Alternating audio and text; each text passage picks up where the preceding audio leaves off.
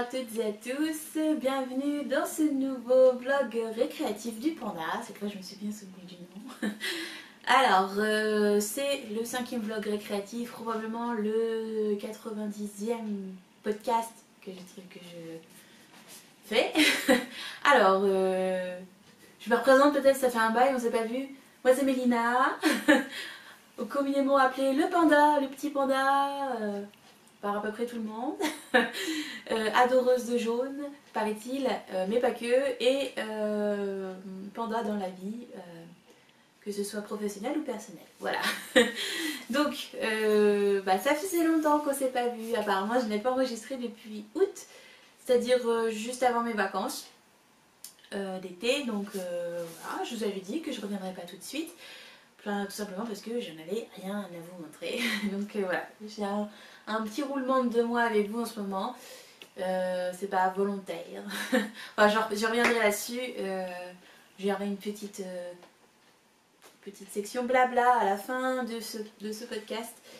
Parce que vous m'avez posé des questions et que je vais y répondre. Oui, ça m'arrive.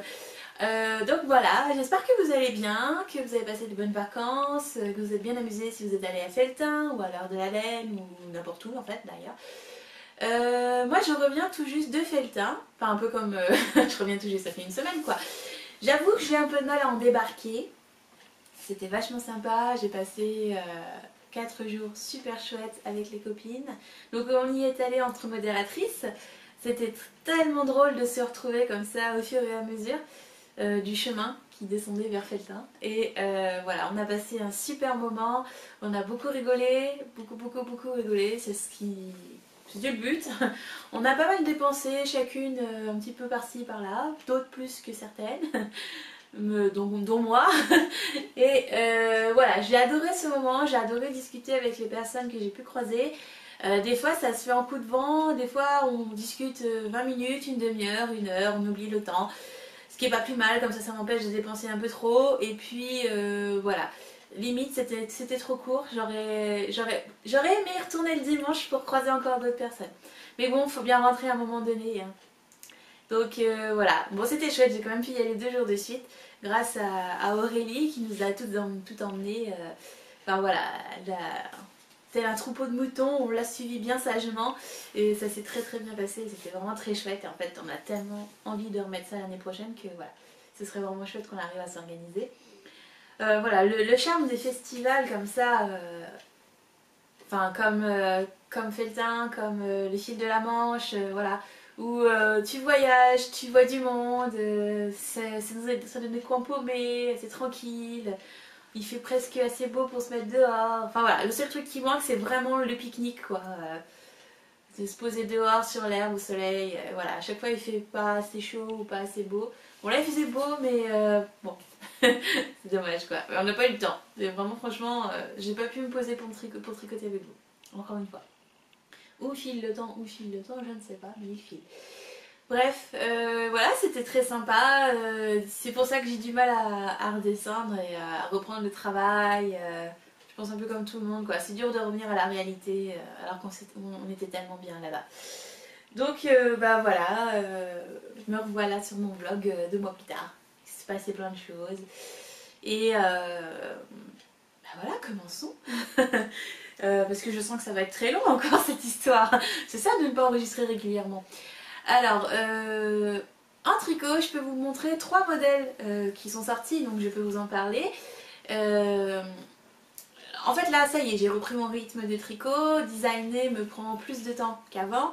La gradation pentatesque est un travail à temps plein. Je découvre plein de choses tout le temps dessus et du coup, je me laisse embarquer sur mes projets sans réfléchir. Enfin voilà, je me lance, je m'amuse.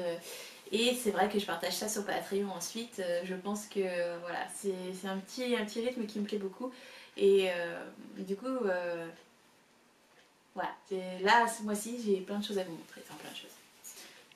Tu vas nous laisser toi? Tu vas dans ton lit? Parce que j'ai besoin de mes 2 mains, je peux pas te tenir. T'as dit bonjour à tout le monde? Oui, ça fait longtemps qu'on t'a vu. Oh voilà. Hop, merci Caché pour les poils. Bah oui, est-ce qu'ils sont à moi les poils? Non, c'est les tiens, alors regarde-les, hein? Si, ah, tu vois?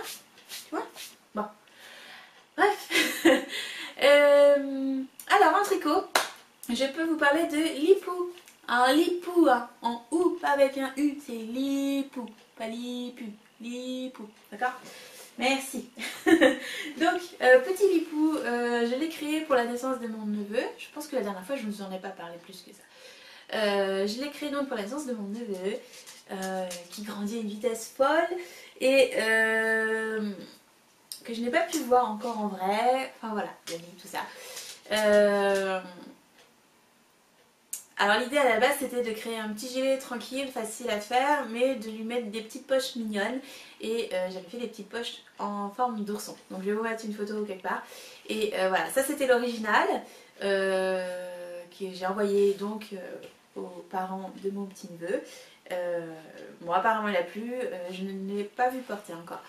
Mais en fait ça se trouve il est déjà trop petit, je sais pas, c'est stressant.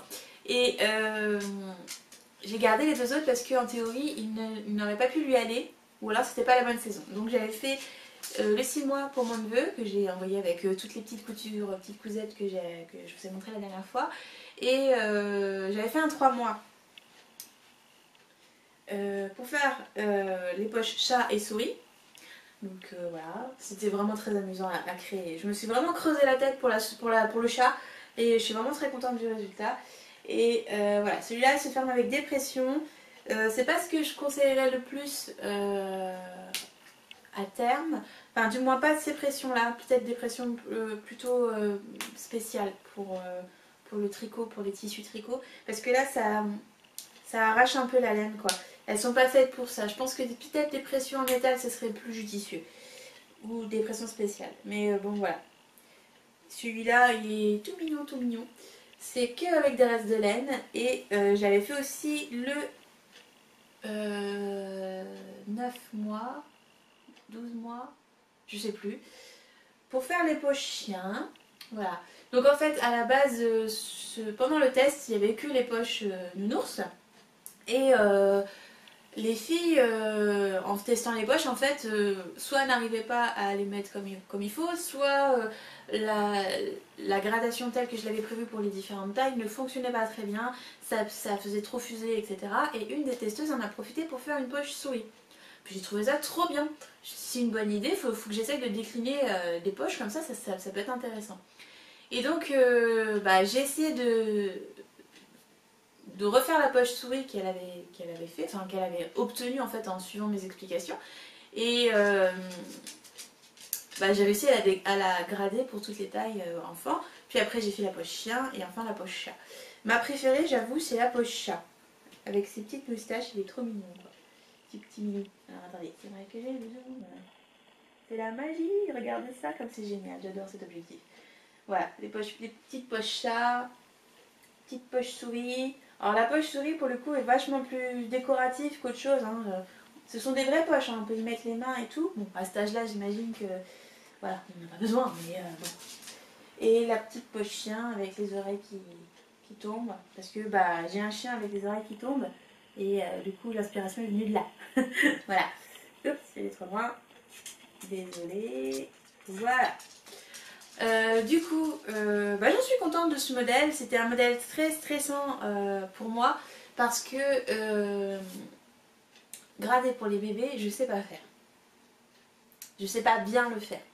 Donc ça a été beaucoup de mesures, on a dû refaire le test une deuxième fois avec les mêmes testeuses. Merci, merci, merci.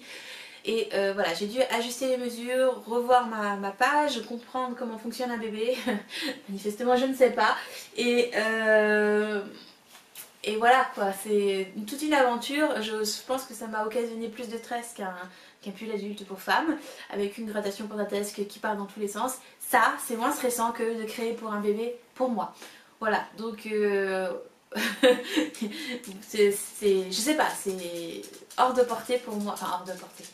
C'est pas si compliqué que ça, mais j'arrive pas à visualiser. J'ai besoin de visualiser et il me faut un modèle, enfin voilà.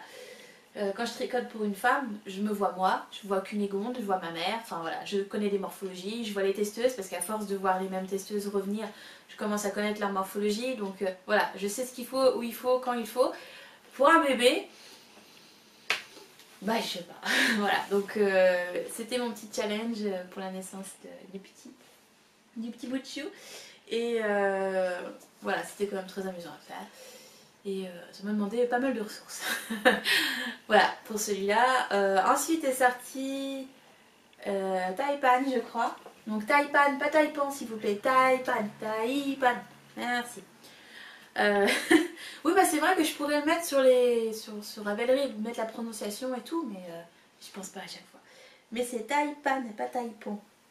Parce que c'est inspiré d'un serpent, le Taipan, le serpent Taipan, qui est un serpent du désert. Et en fait, en gros, j'avais acheté... alors, c'était à Malakoff. J'avais acheté le gris chez Square Yarns. Et ensuite, à un autre petit salon parisien, je me souviens plus exactement, où j'ai acheté le rose.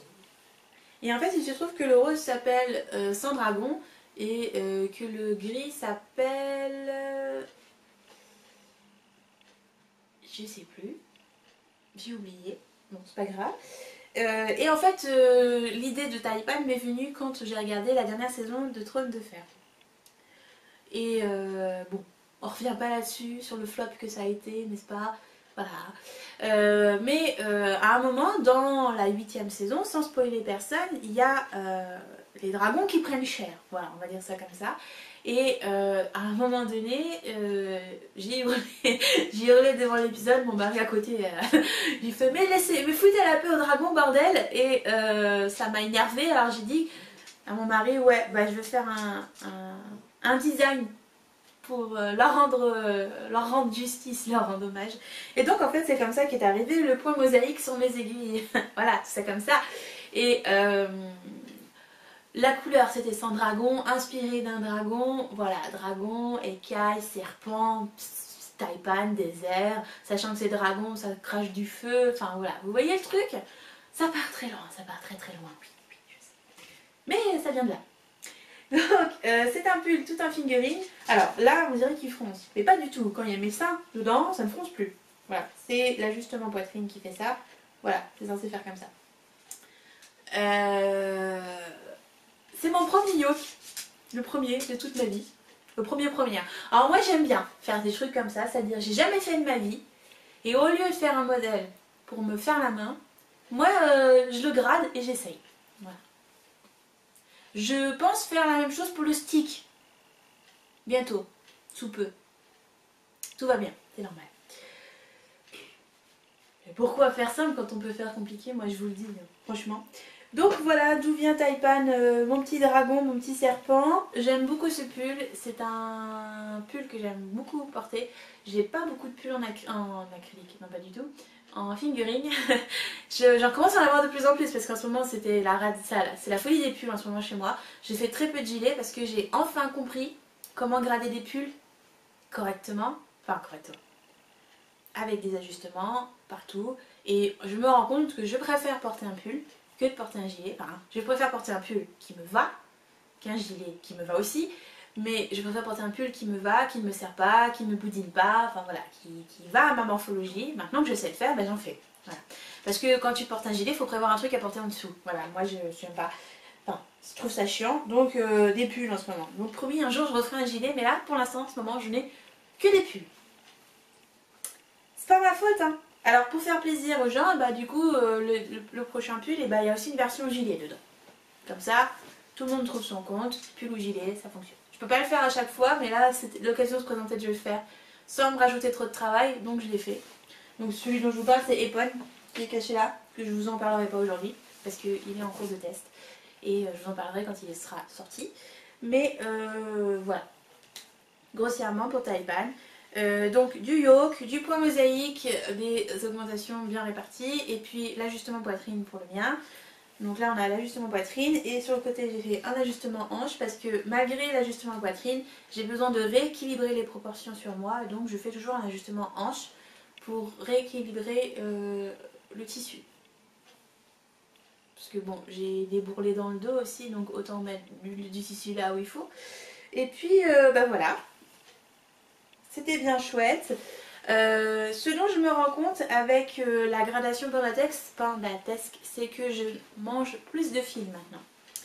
Et en fait, le fait qu'il soit bicolore et que les manches soient grises, c'est pas volontaire. Je voulais les faire en rose, mais je suis tombée en panne de rose. Alors, le point mosaïque demande du fil, donc forcément, voilà, j'ai pas prévu ça. Mais c'est vrai que la gradation Pendatesque fait que le tissu est proportionnellement mieux placé, mais pour le coup, j'utilise plus de laine. C'est pas très grave, mais là où avant j'avais besoin de 3,3 écheveaux, maintenant j'ai besoin de 3,5.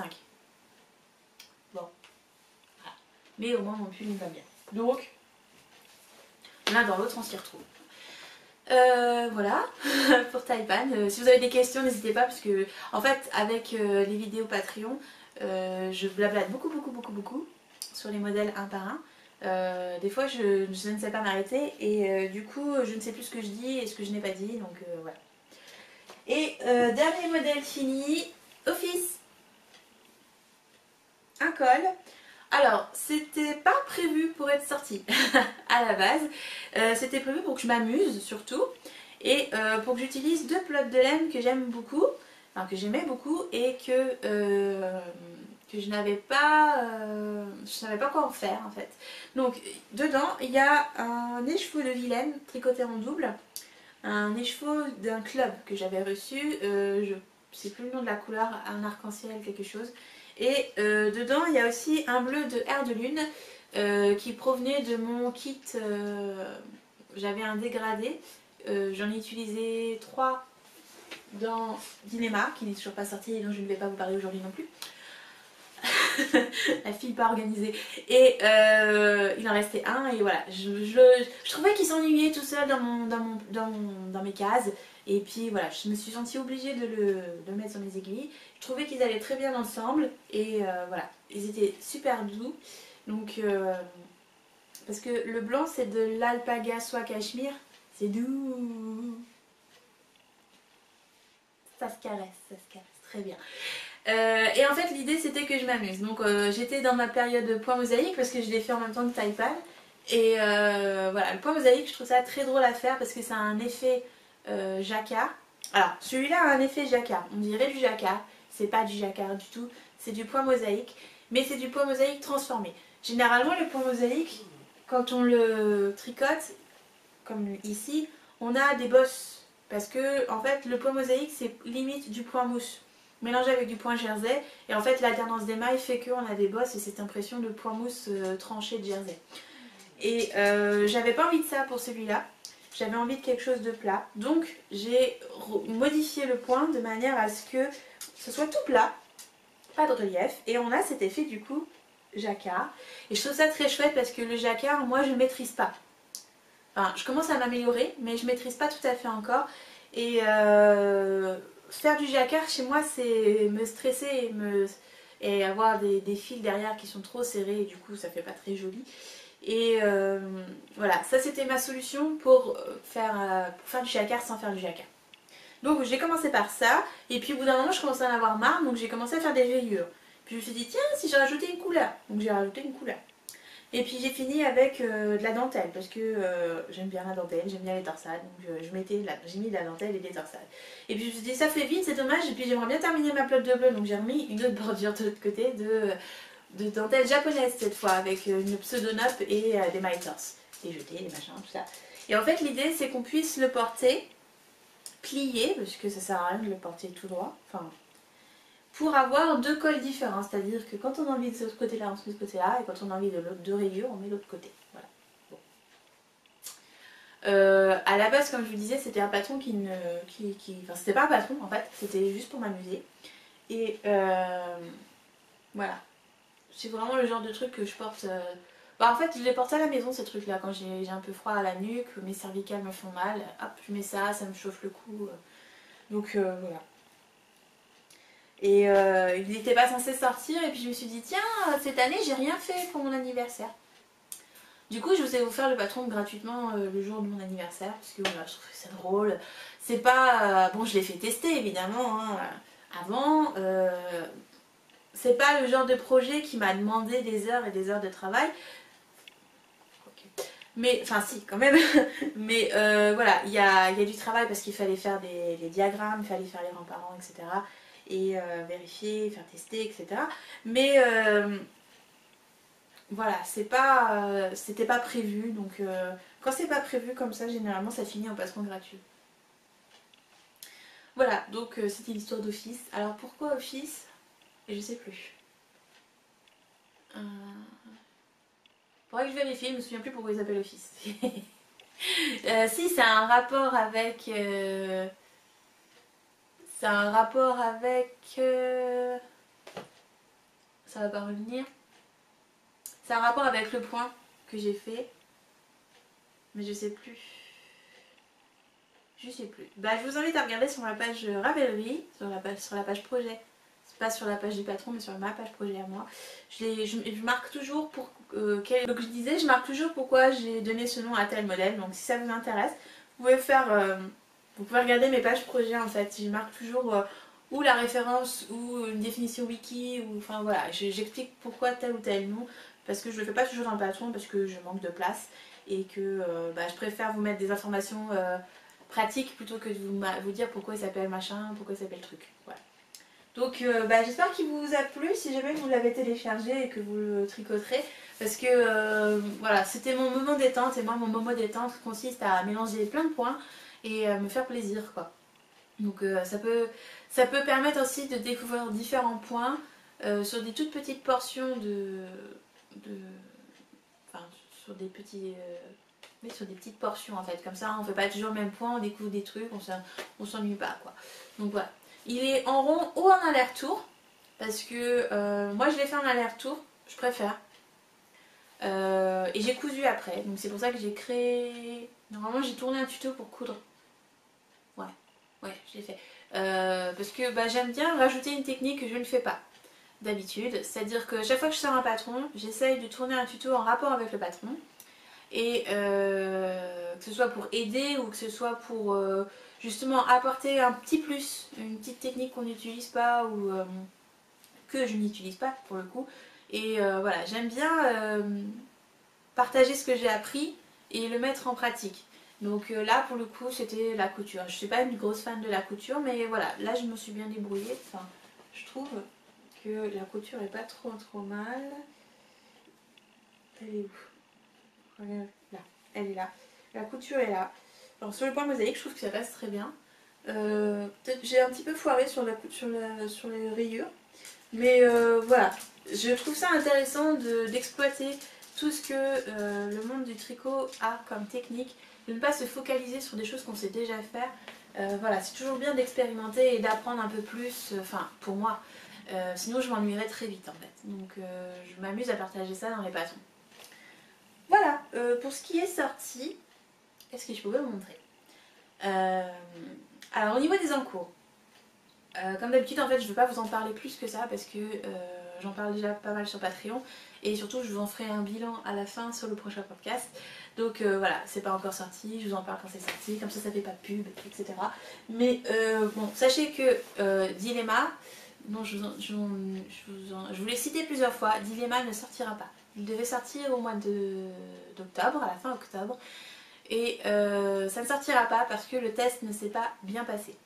Alors, il n'y a pas de problème de gradation, il n'y a pas de problème avec les testeuses, enfin voilà, ça s'est bien passé, mais ça s'est mal passé dans le sens où toutes les testeuses n'ont pas fini, que le test a duré plus de 6 mois et que voilà, ça s'est pas goupillé comme il fallait. Je manque en fait de données des testeuses parce qu'elles n'ont pas fini. Du coup, je ne peux pas finaliser le patron. Alors, moi j'ai ce truc un peu con, hein, désolée, mais je ne sors pas un patron si je ne suis pas sûre de toutes les tailles. Donc, ça m'agace. J'ai pas envie de faire comme ça parce qu'après, c'est le meilleur moyen pour qu'on vienne te dire oui, mais ça c'est pas bien, ça c'est pas bien, ça c'est pas bien. Quand je sors quelque chose, je suis pleinement consciente de tout ce qu'il y a. Et je peux intervenir sur le patron, je peux donner de l'aide, je peux apporter de l'aide, je peux donner des conseils. Parce que je maîtrise mon patron de bout en bout. Là, en l'occurrence, mon patron, si je n'ai pas les données de test, je ne le maîtrise pas à fond, donc je ne le sors pas.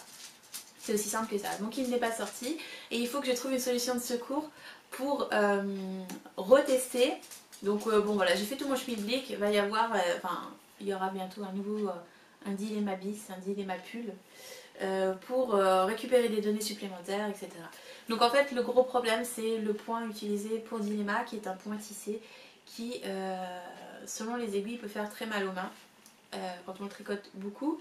Et le problème aussi c'est que dilemma mangeait environ 5-6 écheveaux, enfin quasiment 6 écheveaux sur ma version. C'était volontaire, c'était mon projet d'estache et 6 écheveaux c'est 6 fois 400 mètres, donc ça prend le temps de 2 pulls. Donc quand j'ai donné 3 mois et demi de test, c'était vraiment qu'il fallait 3 mois et demi de test, il fallait tous les jours, il fallait pas se lancer au dernier moment ou accepter un autre test en même temps, enfin voilà. Donc c'est un problème d'organisation j'imagine, un problème de points, un problème de bon je vous laisse du temps, mais plus je laisse du temps, plus ça traîne. Et voilà, c'est un cercle vicieux, ça arrive, Dilemma reviendra peut-être dans un an. Il y a des projets comme ça dans la vie de designer qui ne peuvent pas sortir dans le cycle normal des 3 mois. Enfin moi j'ai un roulement de 3 mois. Voilà, il y a des choses qui ne fonctionnent pas, c'est comme ça et ça demande plus de temps. Et je pense que Dilemma a besoin de 2 ans pour sortir, pour naître. C'est pas grave, c'est comme ça. Voilà, donc Dilemma ne sortira pas maintenant. Je sais qu'il était attendu mais ça va devoir attendre encore un petit peu. Ensuite il y a Lico, mon fameux pull boxy qui est terminé aussi depuis un moment, donc j'ai pris les photos à Arcachon et je l'adore. Alors mon boxy, je vous en ai peut-être parlé sur les réseaux. Alors le boxy, je sais que c'est pas le truc que les gens aiment, c'est trop large, ça tombe des épaules, ça machin, ça bidule, ça truc. Alors moi je suis j'ai peur de l'effet tente. Comme tout le monde, si c'est trop large, j'ai l'air d'un sac. Bon, voilà. Ce que mon année actuellement de tricot, je pense que vous l'aurez peut-être compris, c'est mon année du challenge. C'est-à-dire que j'essaye tout ce que je ne sais pas faire. Le yoke, le jacquard avec truc moche, donc je ne veux pas vous en parler aujourd'hui, mais le boxy, ça fait partie de ces choses que je ne sais pas faire, que je ne savais pas faire et que je voulais absolument essayer pour intégrer ma gradation pentatesque dedans, pour intégrer cette réflexion sur la morphologie que j'ai depuis des mois, et ça a fonctionné. Le test est en cours actuellement, on n'est pas loin de la fin, certaines ont presque fini, la plupart ont travaillé l'encolure, le fameux V d'encolure que tout le monde m'a dit oh là là il est beau. Alors oui il est beau et pour tout dire, j'en suis super fière parce que c'est plusieurs heures de réflexion, de travail, d'essai, et ça a fonctionné et ça fonctionne pour chaque option poitrine a priori. D'après le test, donc pour le moment, je touche du bois, pour le moment je pense que j'ai trouvé quelque chose qui fonctionne. Et mon boxy est portable, il fait pas sac. Et enfin voilà, je suis bien dedans, je m'aime dedans, je ne trouve pas sac. Et pourtant, j'ai environ 50-55 cm d'aisance positive, ce qui peut paraître beaucoup. Et j'ai entendu plein de gens me dire oui mais 50 c'est beaucoup trop, j'ai pas envie de me faire un truc qui fait 200 cm. Bah si, c'est ça le principe du boxy, c'est que ça soit large, sinon c'est pas un boxy. Et ça me fait beaucoup rire de voir des gens poster des trucs boxy shape avec 20 cm d'aisance. Ouais, un boxy shape si on veut, ouais mais bon. Un boxy, c'est un carré. Donc j'ai fait un carré et je rentre dans mon carré et il me va comme je le voulais. Donc voilà, le boxy m'a demandé énormément de réflexion parce que c'est une forme qui est très large, mais ça n'empêche pas en fait les ajustements morphologiques. On m'a souvent dit oui le boxy quand je le porte, devant ça remonte à cause de ma poitrine, ou j'ai un corps en poire, en A, et du coup ça fait boxy en haut mais ça fait pas boxy en bas parce que c'est pas aussi large. Donc voilà, dans ce modèle j'ai essayé d'intégrer tous mes ajustements morphologiques et ça fonctionne a priori. J'ai très hâte que l'une des testeuses termine sa version avec les ajustements morphologiques niveau hanche parce que je veux voir si ça fonctionne. Ça paraît bien parti. Il n'y a pas de raison que ça ne fonctionne pas, se dire dans mon processus de réflexion c'est le même que pour tous les autres pulls, donc il n'y a pas de raison. Mais voilà, je suis toute en joie de ce modèle parce que c'est... Puis bon, je vous en parle avant l'heure, c'est pas très bien. Mais je suis très très contente du travail que j'ai effectué là-dessus. Je suis très contente des tests et des testeuses pour le coup qui avancent très vite. On me dit toujours le boxy c'est long, machin, tout. Oui, mais bon, moi j'ai bidouillé, j'ai fait des rangs raccourcis, donc ça devient moins long, moins répétitif. Les rangs ne font pas 500 mailles, enfin voilà. Donc je suis vachement contente de ce modèle, donc j'ai hâte qu'il sorte et j'ai hâte de vous montrer et de prouver que oui, un boxy, tout le monde peut le porter. C'est pas une question d'aisance, c'est une question de proportion. Et tout est question de proportion. Donc voilà, je me laisse emporter. Mais c'est ce genre de choses que avant je ne faisais pas en me disant oui, mais les gens vont dire que, les gens vont dire que. Bon, je m'en fiche en fait. Les gens peuvent dire, c'est pas grave. Moi je suis sûre de mon truc, je sais que ça fonctionne, ça a fonctionné sur moi. Si je trouve les bons trucs, les bons ajustements, les bons conseils, je peux faire en sorte que ça fonctionne pour tout le monde. Voilà. Donc voilà, mon petit credo du moment c'est ça, c'est essayer de faire en sorte que ça fonctionne pour tout le monde. Et voilà, bon, l'ico est donc terminé. Ensuite est arrivé Epon, qui est ici, qui est en test actuellement aussi. Alors lui c'est beaucoup de souvenirs, parce qu'en fait c'est un projet qui était prévu pour le projet Fou. Un projet que je faisais à plusieurs mains, que j'ai dû abandonner. Et bon, ça m'a serré le cœur de le faire, mais c'était nécessaire de le faire parce que voilà, c'était un projet qui n'aboutissait pas, qui n'avançait pas, qui était une espèce de charge mentale constante depuis un an. Et bon voilà, je l'ai abandonné en commun accord avec les personnes avec qui je travaillais dessus. Et ça sera peut-être un projet qui verra le jour plus tard, dans quelques années ou pas. Mais voilà, l'idée de base était bonne, le processus était vachement bien, enfin on s'entendait très bien. Mais voilà, c'était... Il y a des choses, il y a la vie qui gêne. Des fois, il y a la vie qui gêne. Je sais pas si vous...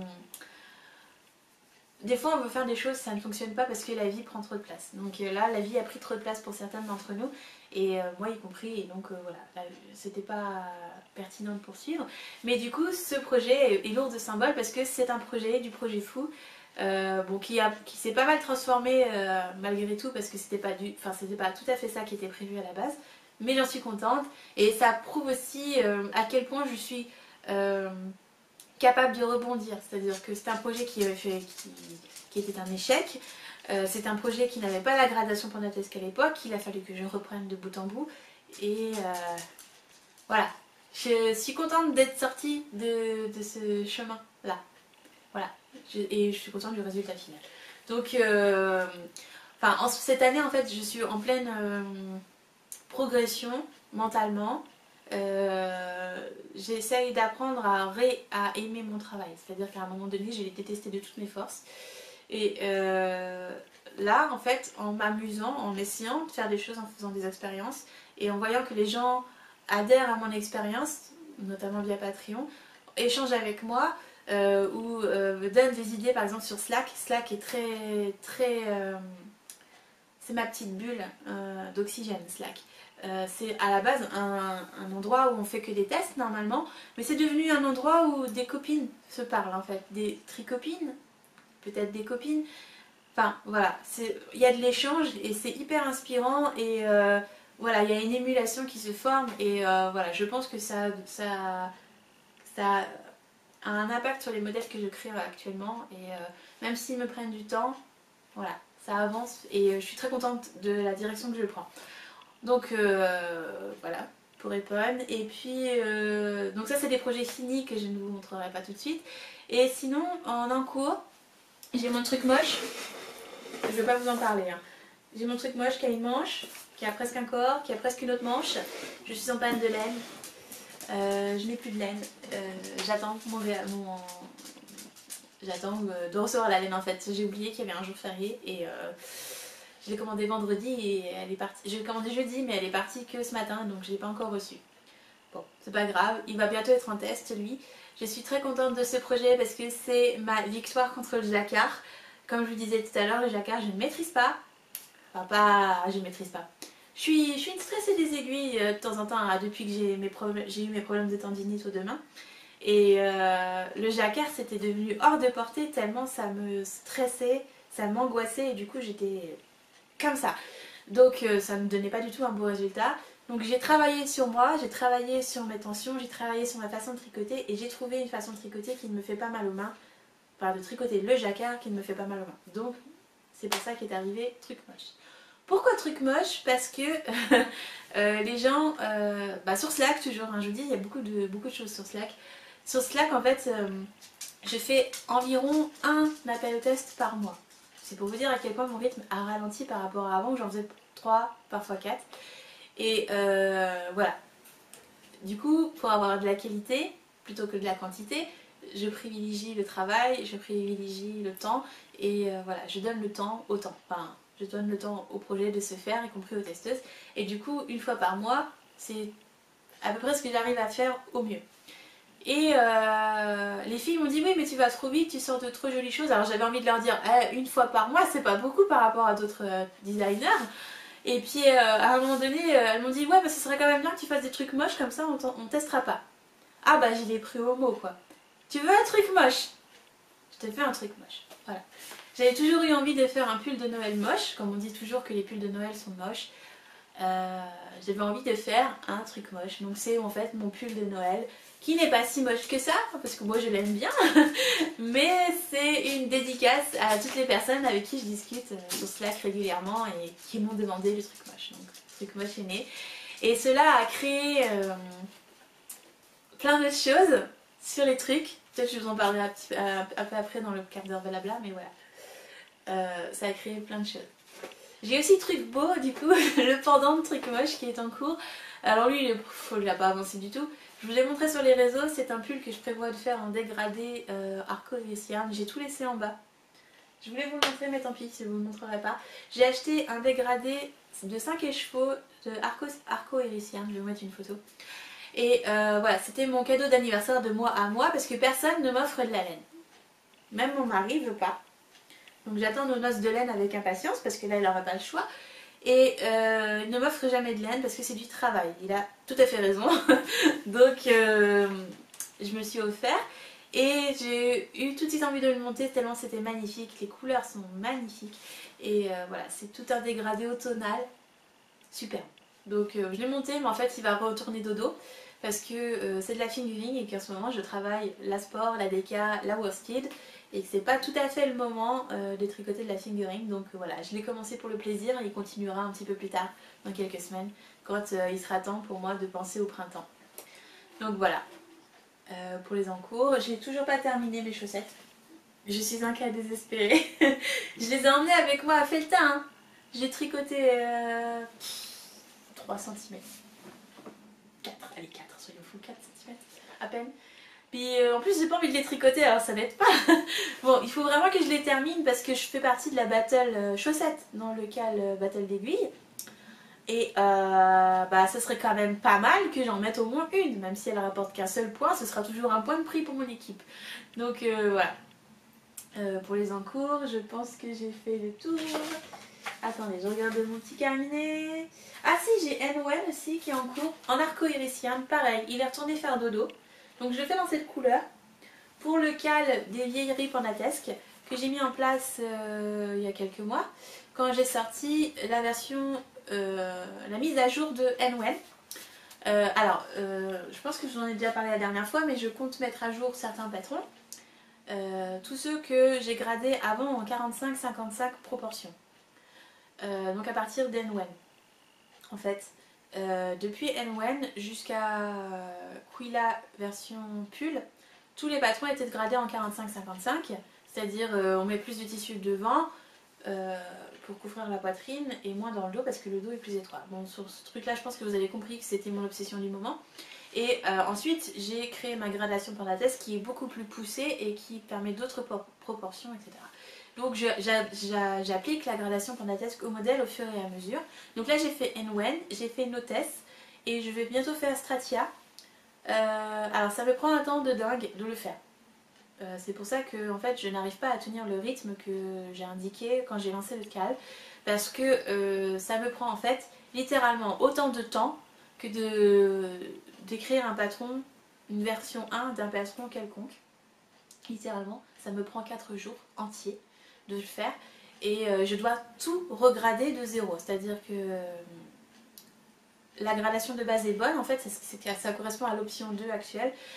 Mais il faut tout refaire autour, donc du coup je revérifie tout. Et puis avec les mesures que j'ai récupérées avec le questionnaire des mensurations là, j'ai eu des nouvelles tailles, donc je dois rajouter des nouvelles tailles, je dois rajouter des nouvelles mesures, je dois modifier certaines mesures qui sont plus appropriées que celles que j'utilisais avant. Enfin bref, il y a du travail, il y a pas mal de balance à faire et ça prend du temps. Et puis après il faut le faire relire plusieurs fois. Donc j'ai des relectrices formidables qui font un travail de dingue. Gratis en plus, donc voilà, c'est tout un truc à mettre en place, c'est très long à faire et du coup voilà, c'est pour ça que j'ai pas du tout avancé mon NOM qui est pas de saison pour le coup et j'arrive pas à être partout en fait. Donc bon, si jamais le cas vous intéresse, il va durer le temps qu'il faudra jusqu'à ce que j'arrive à mettre à jour tous les patrons qui sont dans la liste. J'espère terminer milieu 2020, mi-2020. Parce que ça serait quand même bien que j'ai fini ça. Et le prochain projet pour moi, ce sera de faire Annecy 2.0. Donc Annecy, c'est un modèle, je vais vous mettre une photo, que j'ai sorti il y a 3 ans au moins, peut-être 4. Qui a besoin, que j'aime beaucoup, que j'ai fait passer à la Chine, que j'ai feutré, que je n'ai plus. Et j'ai toujours voulu en refaire un, donc du coup je commence par lui. Parce que en fait je vais lui mettre la gradation pentatesque. Annecy a été gradé en 50-50, donc pas du tout en 45-55 comme les autres, donc je n'ai pas de base à reprendre. Donc je repars de zéro et celui-là va repasser par la case test, par la case prototype, enfin voilà, la totale, pour ressortir une deuxième fois. Tout beau, tout propre avec la gradation pentatesque, les options, les ajustements, tout ça, tout ça, tout ça. Mais ça demande du temps. Et du coup, hop là, j'ai fait l'échantillon et je le tricote avec, je le tricoterai avec de la Katia et de la Alpaga de Drops. Les deux fils sont mélangés, ce sont deux fils sport assez fins, ce qui fait que ça me donne l'équivalent d'une grosse DK ou d'une bonne worsted quoi. Donc ça va donner quelque chose de très doudou, un peu poilu. L'original était en 100% Alpaga de Drops, donc on reste sur la même base au niveau compo. Sachant que la Katia c'est de l'acrylique, donc il aura un peu plus de moins de risque de feutrer. Bon, il passera pas en machine, mais il aura moins de risque de feutrer quand même. Et voilà, c'est je vais le tricoter en aiguille 5 plutôt qu'en aiguille 3,5 ou 4, je ne sais plus, pour la version 1, parce que mes mains ne supportent plus le point de blé, en fait ne supportent plus les points d'alternance quand il faut faire des mouvements de poignet. De main envers, de main droit, de main envers, de main droit, point de riz, côte, tous ces trucs là, ça devient compliqué pour moi, donc c'est aussi pour ça qu'on les voit moins sur mes modèles. Et voilà, ce sera mon prochain cours. Je pense que j'ai fait le tour en termes de tricot et que le truc s'est déjà arrêté 2 fois, donc ça va être long. Long. Alors, je vais pas vous faire un topo de toutes les laines que j'ai achetées à Felletin, mais j'avais envie de partager avec vous une petite découverte qui était assez sympathique. Quand je suis allée à Felletin, on en a profité pour aller visiter la filature de Fonty, qui était très sympa au demeurant.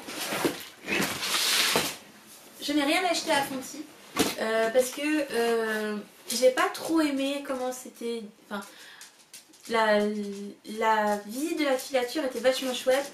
Le gars qui nous a expliqué, j'ai oublié son nom, enfin, c'était un des ouvriers de la filature, donc du coup il connaissait son métier, c'était hyper intéressant.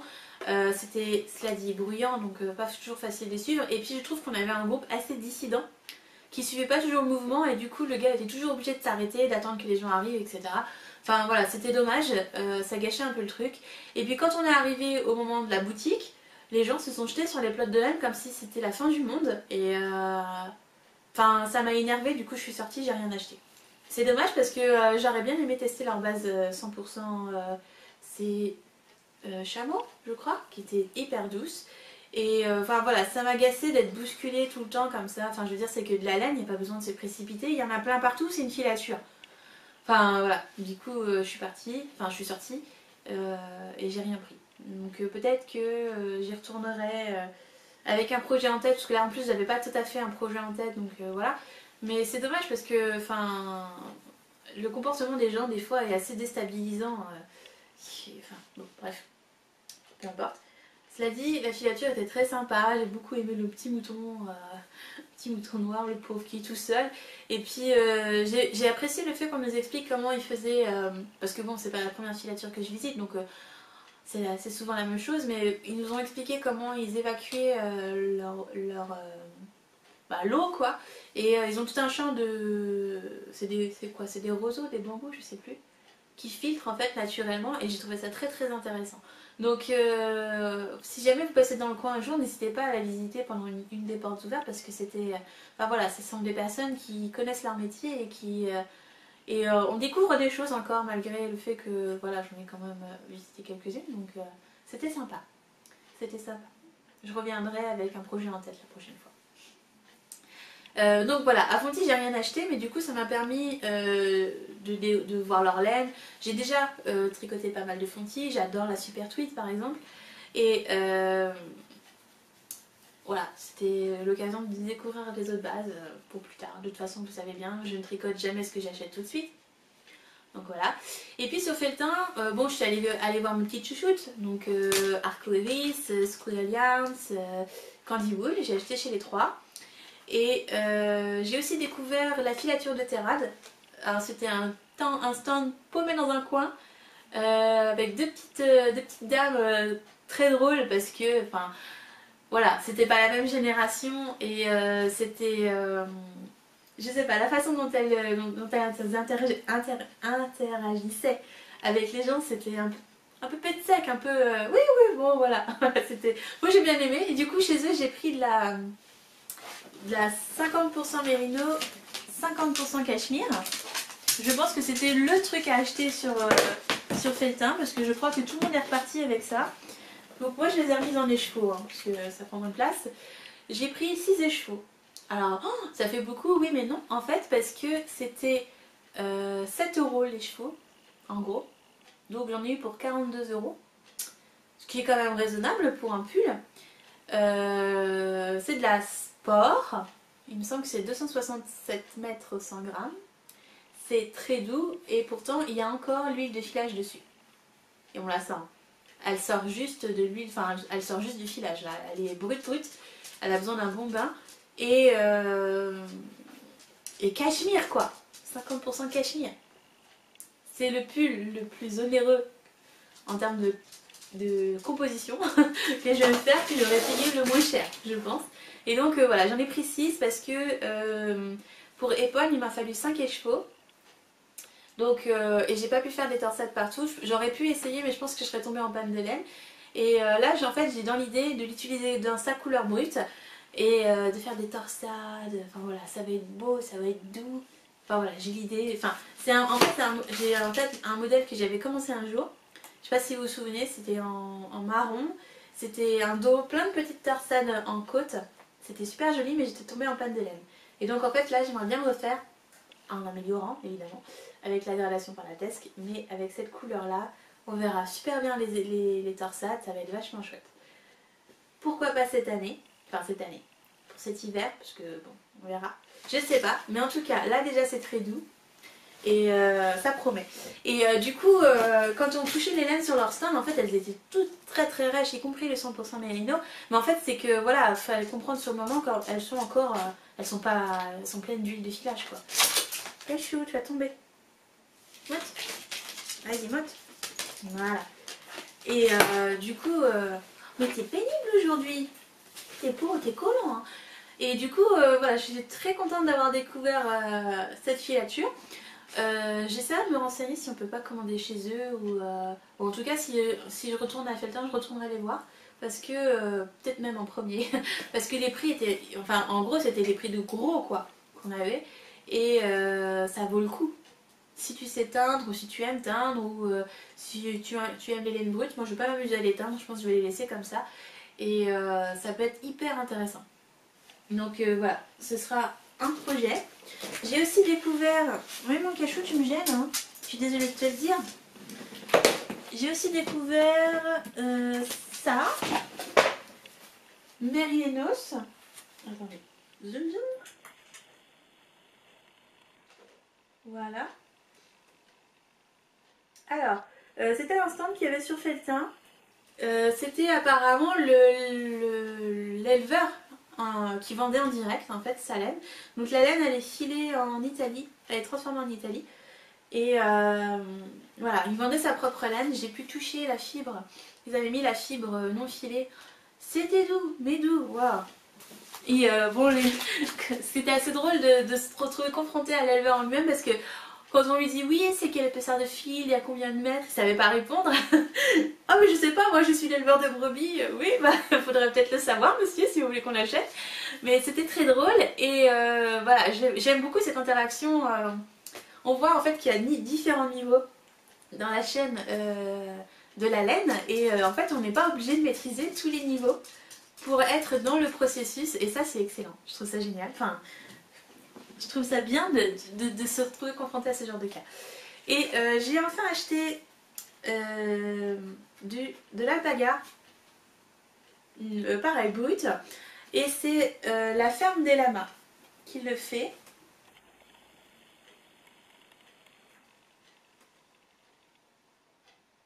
Attendez, ça vient. Moi, je peux pas faire plus. Si tu voulais bien arrêter d'être flou. Voilà. 100% alpaga dentelle, la ferme des lamas. Et j'ai bientôt plus de batterie. Alors, c'est un petit stand qu'il y avait dans un coin. C'était 10 € la pelote de 50 grammes. Donc ça revenait à 20 €, un écheveau à 20 € quoi. Il y a 460 mètres, j'en ai pris deux. 460 mètres, ça correspondait à un prix standard en fait. Et bah, c'est super doux. Et j'ai déjà une idée. Alors c'est pas de la lace, hein, parce que bah, c'est une épaisseur fingering. Donc ils appellent ça dentelle, mais là encore j'ai l'impression que ça ressemble beaucoup à l'éleveur de brebis qui ne sait pas trop, enfin qui ne connaît pas comment on appelle ça, les termes que nous on utilise, et donc c'est assez drôle d'essayer de corréler les deux. Mais j'ai trouvé ça très doux, j'ai vu un très joli modèle sur le stand, et bon je le ferai pas, je ferai un truc à moi, mais c'était très sympathique de découvrir aussi ce petit stand là. J'aime bien en fait ce genre de truc comme Feltin ou le fil de la Manche parce qu'on découvre en fait des petits producteurs locaux, plus ou moins locaux, et c'est assez intéressant en fait de découvrir autre chose que les indus ou que les indés que l'on connaît toutes, et voilà, c'est ce que j'apprécie, donc j'aime bien piocher par-ci par-là. Je prends pas grand chose parce que je sais pas trop quoi faire avec, j'ai pas d'idée en tête. Quand je vais sur le fil de la Manche ou sur Feltin, voilà, je sais, j'ai des projets en tête, j'ai pris des trucs spéciaux pour ça, mais voilà, c'était sympathique. Si je voulais juste revenir sur... Alors attendez, il faut que je fouille. Est-ce qu'il est où? Est-ce qu'il est là? J'ai acheté du mohair, tu le crois ça? Ah oui, elle est où? Elle est cachée. Alors je sais pas si vous vous souvenez, mais j'avais dit que je ferais pas de châle pendant un an. Suite à la collection arc-en-ciel, parce que les châles j'ai saturé. Et j'avais envie de faire des vêtements, hein. C'est bien beau d'avoir des châles, mais je m'habille pas tout qu'avec des châles, donc voilà. Et j'avais dit, je fais une cure d'un an de châle, j'arrête, j'en fais plus. Bah j'ai bien tenu, hein, parce que j'en ai pas fait. Je pense qu'il me reste 2 mois à tenir et puis ça en sera bon. Mais j'ai quand même acheté chez Arco Iricium du mohair rose. Ouais, je sais, c'est hallucinant. Parce que pendant la collection arc-en-ciel, j'avais créé Dionae, je vais vous mettre une photo, qui mélange single et mohair et soie. Et c'est un de mes châles préférés en hiver. C'est léger, c'est doux, c'est chaud, j'adore. Enfin voilà, c'est mon chouchou. Il est en brioche, en point mousse et en trou-trou. Et voilà, c'était une combinaison que j'ai beaucoup aimée et que j'ai envie de refaire. La combinaison mohair avec un fingering normal, c'est une combinaison qui fonctionne très bien pourvu que ce soit doux avec de la soie. Donc j'ai acheté du rose. Pourquoi du rose? Parce que j'ai craqué chez Arco Iricium, je l'ai acheté aussi mais je ne vais pas vous montrer. C'est un coloris rose un peu crevette avec des petits speckles noirs. Je pense que vous le connaissez, c'est un des coloris qu'elle fait pour la collection Downton Abbey. Et j'ai toujours flashé sur celui-là. mais je me vois pas faire un pull entier dans cette couleur là parce que c'est pas une couleur que je porte vraiment, à part en châle. Donc j'ai pris le rose pour aller avec, comme ça j'aurai un châle rose. Oui, je sais, bon, ça arrive. Et j'ai acheté chez Squirrel Yarns sa fameuse Suri, qui était pas chère du tout. C'est 74% baby, c'est Suri alpaga, 26% soie. C'est super doux. Mais en fait, ça peut être une très bonne alternative au mohair. Si on n'est pas sensible avec l'alpaga, enfin du moins là c'est du baby alpaga, donc pour être sensible, il faut quand même y aller. Et voilà, c'est très doux. J'ai pris un écheveau bleu. Oui, alors là on parle de rose et de bleu. Qu'est-ce qui se passe? Je ne sais pas. Pour aller avec un écheveau terre-mer, je ne sais pas si vous voyez la couleur. Pour aller avec. Donc oui, il y aura bientôt des châles dans le monde du panda. Parce que bon voilà, j'ai fait beaucoup de pulls, beaucoup de gilets. J'ai envie d'avoir des petites pauses châles. De reprendre ce rythme. Ah tiens, si je faisais un châle. De temps en temps. Pas tout le temps. De temps en temps. Genre un par trimestre quoi, ça va, ça va. Bon, par semestre, d'accord, par semestre, voilà. Donc il fallait bien que je prépare le terrain. c'est pas, j'ai de la laine, hein, mais j'avais envie d'essayer autre chose. Tout est tombé par terre, on va laisser comme ça, tant pis, c'est pas grave. J'arrête, je change la batterie et on reprend. Donc voilà. Alors, on va espérer que cette batterie tienne jusqu'à la fin parce que j'ai l'impression que c'est infini ce podcast. Je sais pas combien de temps va durer, mais je m'en excuse d'avance. Bon bah voilà pour la laine, hein, je vais pas m'attarder dessus, ça fait un peu étalage sinon après. Je suis très contente de mes achats et puis bah vous les verrez tricoter un jour ou l'autre. Allez saute mon chien, viens. Voilà, troisième fois. Qu'est-ce que je voulais vous dire d'autre? Ah si, je vais vous parler un peu de crochet. J'ai crocheté un petit peu ces derniers mois. Je n'ai pas brodé et je n'ai pas cousu. Voilà, donc on va parler un peu crochet, puis après ce serait un peu la partie blabla. Quoique là j'ai l'impression d'avoir déjà pas mal blablaté. Mais bon, si ça vous lasse pas, vous pourrez continuer à regarder ensuite. Alors, pas de couture parce que... Enfin si, je vais vous mettre une photo où j'ai cousu un trench luzerne pour ma belle-mère. Rouge et noir. Je ne l'ai plus manifestement. Je lui ai envoyé avec tous les cadeaux pour petit bouchou. Voilà, je l'ai fait en mode express. Je l'ai fait en 3 jours et demi. Ça fut intense, c'était 10 heures de couture par jour et puis j'ai mis 4 heures à faire les ourlets à la main. C'était très amusant à faire. Bon voilà, le trench luzerne c'est une valeur sûre. Il est plutôt bien coupé. J'ai fait quelques modifications au niveau de l'aisance, je crois, pour éviter qu'il soit trop marqué à la taille. Enfin, j'ai fait comme pour moi en fait. Et bon, apparemment il lui plaît, apparemment il lui va. C'est déjà ça. Il semble que les manches soient trop longues, je m'en doutais un petit peu. C'est vrai que moi je les rallonge assez régulièrement les manches, donc ça m'a pas étonné plus que ça. J'ai pas fait l'ourlet indiqué en fait, j'ai fait un ourlet d'1 cm au lieu de faire 3 cm. Et je pense que si j'avais suivi les 3 cm, ça aurait été impeccable. Donc bon, je sais pas si elle les a refait depuis. J'espère, parce que ce serait dommage de pas le porter. Et voilà, j'espère qu'il lui va, qu'il lui plaît. Donc bah voilà, c'était amusant à faire. Je pense que je lui ai mis les boutons les plus chers de l'univers. C'est ça en fait de choisir les trucs avec mon mari, c'est que je lui fais bon viens on va acheter le tissu. Donc le samedi je suis allée acheter le tissu avec lui. On a pris la gabardine rouge, on a pris du coton noir et puis je lui fais il me faut des boutons. Alors je lui fais il m'en faut 9, plusieurs pour décorer et puis 3 qui servent réellement quoi. Et il me fait waouh moi j'aime bien cela, il m'a choisi des boutons noirs, moitié métal. Bon c'est vrai qu'ils étaient beaux, ils étaient design hein, mais c'était 9 € le bouton. Non c'était pas 9 €.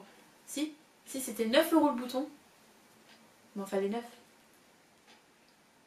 Non c'était pas 9 € le bouton. J'en ai eu pour 54 € de boutons. Juste de boutons. Et là j'ai dit à maman Marie oui alors faut pas qu'elle les perde. Parce que les boutons volent quasiment, valent aussi cher que le tissu, voilà. Donc dans l'idéal, elle ne les perd pas, ce serait dommage. Cela dit, ça a apporté vraiment une belle touche finale au manteau. il était, enfin voilà, ça l'habillait, ça valait le coup de les acheter, ils étaient très beaux. Mais c'est vrai que, bon voilà, niveau bouton, c'est pas vraiment le prix que je mets en général pour un bouton. Mais c'était pour ma belle-maman, donc ça compte pas. Et non, c'était pas 9 euros, hein, c'était, ça doit être 6 euros, quelque chose comme ça. 6 x 9, 54, ouais, ça doit être ça. Ça doit être 6 euros le bouton, quelque chose comme ça. Et bah, c'est déjà pas donné quoi. Quand la vendeuse elle m'a dit bon, ça fait tant. Ah, comment ça se fait? J'ai pris que 10 boutons, je comprends pas. Ah, mais c'est ça le prix du bouton. Ah, bah c'était pas écrit. Je savais pas. Sinon, je les aurais pas pris. Hein, mais bon, bon c'est pas grave, ça fait partie du jeu. Mais voilà. Donc mon mari m'a dit très bêtement, ouais, bah au final, ça revient aussi cher de le faire que de l'acheter tout près. J'ai fait, bah oui, c'est sûr, avec des boutons comme ça, oui, forcément. Hein, mais sinon, 50 euros le manteau de qualité, sur mesure. C'est rare que je le trouve à ce prix-là. Hein. Donc bon, c'était drôle. Donc voilà, j'espère qu'il lui plaît, j'espère qu'il sera porté, j'espère qu'il aura une longue vie. Voilà, espérons. Donc c'est tout ce que j'ai cousu, parce qu'après je suis partie en vacances et que j'ai rangé mes machines, elles ont toutes leurs petites... elles sont dans leur boîtier et elles n'ont pas bougé, elles sont pas sorties depuis. J'ai une panne totale de Mojo couture, mais alors j'ai rien envie de coudre, mais vraiment rien, mais genre rien du tout. Comme souvent l'hiver, c'est... bon, voilà. Ça reviendra peut-être. J'avais 2-3 envies de couture, mais je les ai pas faites. Je suis pas sûre de les porter, donc je les coupe à lui. Je suis à fond dans mon tricot, comme d'hab. Ça reviendra avec le printemps et le soleil. Donc voilà, en couture, j'ai rien fait. En broderie, en ce moment, j'ai quelque chose sur mon tambour, mais je peux pas vous en parler parce que c'est un cadeau et que je veux le garder secret et qu'il y a les petits yeux qui peuvent le voir. Donc si jamais, on sait jamais, je préfère garder ça secret, mais je m'amuse beaucoup et j'ai découvert grâce à... parce qu'en fait je cherchais quelque chose de très précis et grâce à ça j'ai découvert comment dire, une brodeuse qui fait des patrons de broderie. C'est super mignon. Je ne vais pas vous dire quoi parce qu'elle n'a pas beaucoup de patrons à son effectif, donc voilà, on devinera vite ce que je vais broder sinon ce serait pas drôle. La curiosité est un vilain défaut. Et du coup, voilà, je vous en parlerai quand je l'aurai terminé et offert, comme ça ce sera plus facile. Et puis je pourrai vous présenter ce petit coup de cœur, parce que franchement j'aime beaucoup ce qu'elle fait. Et le patron, il est, mais comme ça, détaillé de fou. Des photos, enfin tous les points sont expliqués. On t'explique comment commencer, comment terminer, comment finir sur le tambour, etc. Enfin, plein de choses que je n'avais jamais trouvées avant, même dans mes bouquins de broderie, et du coup je trouve ça hyper enfin voilà, waouh, beau patron. 8 euros, et ben franchement ça vaut le coup, franchement il est bien foutu. Donc voilà, j'ai appris à faire du passé en piétant. C'est pas le plus pratique, enfin c'est pas le plus simple des points je trouve, et je l'ai fait mais comme ça, comme une lettre à la poste, enfin impeccable. Donc vraiment très bon tuto, très bonne photo, très bon patron. J'en suis sur le cul. Franchement, j'étais jamais tombée sur un patron de broderie comme ça. On n'est pas du tout sur les patrons de broderie de type ceux que je fais régulièrement, là, Marie, je sais plus comment, où on a les fils avec les couleurs, on te dit quel point faut faire, ici machin, tout ça, qui sont très bien aussi. Mais là, c'est tellement détaillé, c'est tellement poussé dans la pour t'aider à ce que ce soit parfait que, wouh, franchement, comme ça. Donc je vous en reparlerai, parce que ça vaut le coup, et voilà. Sinon, alors en crochet, du coup, je crois que je vous avais pas montré mon petit mouton. Mon petit cochon, c'est pas du tout un mouton. Alors vous savez, je suis régulièrement testeuse pour Émilie de Les Amusements d'Em, parce que j'adore son univers et puis que en fait je la suis depuis le tout début. Elle me suivait aussi depuis le tout début, donc c'est à charge de revanche finalement. Et j'ai testé le petit cochon. Bon, mon cachou, tu me viennes là, pousse-toi. J'ai testé Monsieur Cochonem, voilà, avec sa petite queue en tire-bouchon. Très amusant à faire, très drôle comme toujours, très... Ah, j'ai oublié le mot. Enfin, on s'amuse quoi. C'est très mignon. Ensuite, comme j'étais bien lancée j'ai fini Monsieur Renardem, que lui j'avais acheté en kit. C'est l'un des seuls que j'ai pas testé. Et bah, jusqu'à présent en tout cas. Voilà. Qui est tout mignon. Alors j'ai fait autre chose avec le col parce que j'arrivais pas à faire ce qu'elle me disait. Enfin ça me plaisait pas tel quel. Donc j'ai fait un grand machin pour finir ma pelote. Mais au final je me rends compte que je crochette quand même vachement serré parce que j'ai toujours des restes. Ça c'est pénible. Donc je pense qu'un jour je vais trouver un modèle à faire où il n'y a pas... qui utiliserait tous mes restes en fait. Et j'ai fait le Mysterical que je n'avais pas le temps de tester. Du coup je suis très contente de ne pas avoir eu le temps de le tester parce que je me suis éclatée sur ce modèle. Il est vraiment chouette à faire. Le mystère était... Alors avec une copine on avait déjà trouvé ce que c'était. Quand on a reçu nos kits on a réfléchi ensemble et puis à force de réflexion on a fini par trouver ce que c'était. Mais c'était très amusant de le voir grandir sur notre crochet. Et c'était surtout très amusant de voir comment elle avait abordé chaque partie de la bébête. Et voilà, c'était très drôle. Les feuilles dedans, là, il y a des fils de fer pour leur donner une forme particulière. La petite salopette est très drôle à faire, avec les petits morceaux de paille qui ressortent. Les pattes comme ça, avec la paille qui ressort, c'était très sympa aussi, très ingénieux pour créer ce petit pompon. Et bon, comme toujours, trop de laine, du coup j'ai fait un papot de paille parce que bah, un épouvantail sans son papot c'est pas un épouvantail. Donc voilà, donc c'est Monsieur Citrouillem.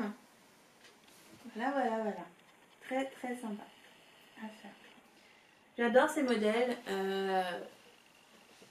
je m'amuse, c'est sans prise de tête, enfin, voilà, c'est ma petite pause quoi, même pour tester en fait, ça me détend moi de tester pour elle. Donc bon, qu'est-ce que tu me gênes? Allez, on va te coucher, on va sortir après.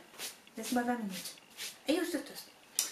Voilà. Et puis ici, mes copines m'ont offert, mes copines modo, elles m'ont offert, mais le truc adorable.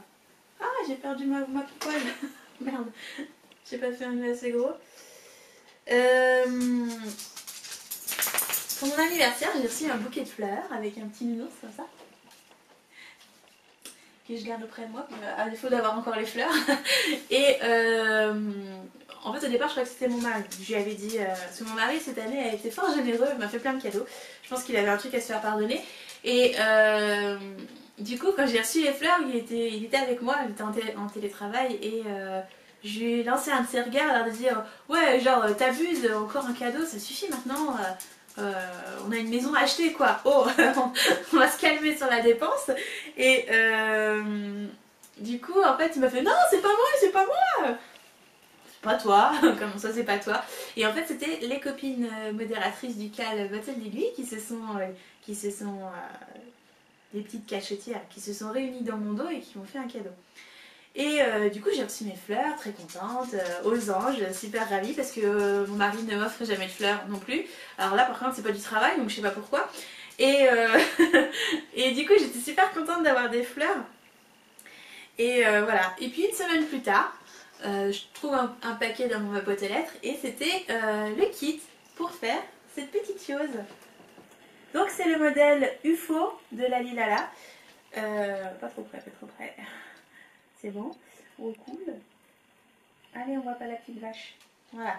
Alors, c'est le modèle UFO. Donc, le but, c'est de faire une soucoupe volante avec son extraterrestre. Et puis, qui est en train d'enlever une petite vache. Et quand on tire sur la vache, ça fait de la musique. Moi, je sais pas si vous l'entendez.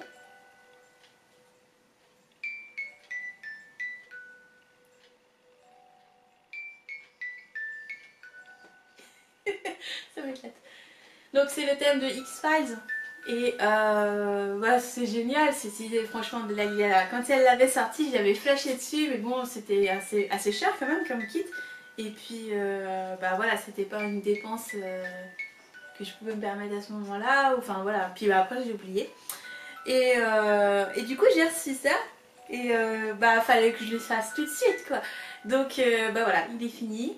Ça m'a pris une trentaine d'heures pour le faire. La soucoupe volante se fait avec 2 fils crochetés ensemble, donc ça va assez vite. Et les petits bonshommes se font en 2,5 ou 3, je sais plus. Enfin moi c'était en 2,5. Et voilà, on brode quelques petites paillettes sur la soucoupe avec des perles.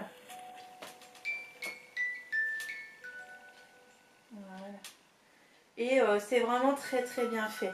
Le patron est très bien expliqué. Il y a plein de choses, plein de tutos. Les explications sont impeccables.